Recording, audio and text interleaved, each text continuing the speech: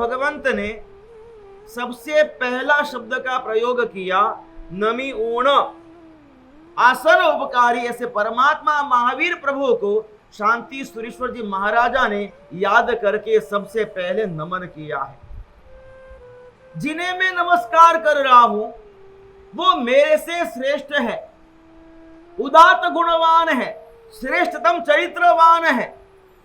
और ऐसे श्रेष्ठतम व्यक्ति को नमस्कार करने के द्वारा स्वयं के जीवन में भी उन गुणों को पाने का एक संकल्प, एक लक्ष्य सुनिश्चित निर्धारित होता है। नमस्कार किए बिना, झुके बिना, विनम्र बने बिना कभी जीवन में ज्ञान की प्राप्ति नहीं होती। ये बात हमें हमेशा याद रखना चाहिए। ज्ञान पाना है, ज्ञान उतारना है, भीतर तक ज्ञान का समावेश करना है। ऐसे ज्ञान की प्राप्ति करने के लिए सबसे पहला अनिवार्य एक कोई अगर शर्त हो, अगर कोई कार्य हो, अगर कोई क्रिया हो, वो क्रिया है नमस्कार की क्रिया है। झुके बिना, विनम्र बने बिना, अहम भाव को छोड़े बिना कभी ज्ञान की प्राप्ति नहीं होती। परमात्मा के धर्म शासन में प्राप्ति का जितना महत्व है अथवा प्रदान करने का जितना महत्व है, बोल तो लेने का जितना महत्व है, देने का जितना महत्व है, प्राप्ति और प्रदान से भी अधिक महत्व पात्रता का है। पात्र बने बिना पाया नहीं जाता और पात्र बना ना हो उससे कभी कोई दिया नहीं जाता। अगर पात्रता नहीं है, अगर कुछ प्राप्ति हो जाए, पात्रता नहीं है, अगर उसे कुछ दे दिया जाए, उससे हित नहीं होता है, अहित होता है।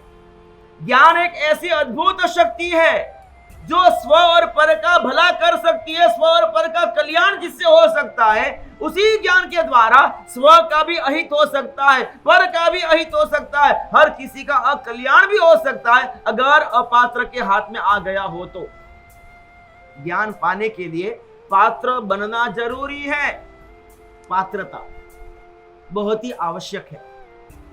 ये पात्रता का सर्जन अहंकार के विसर्जन से होता है, नमस्कार के भाव से होता है। जब तक नमस्कार का भाव नहीं आता तब तक अहंकार का विसर्जन नहीं होता। अरम स्थिति की प्राप्ति हमारे जीवन में तब ही हो सकती है जब हमारे भीतर से अहम की स्थिति नाबूद हो जाए।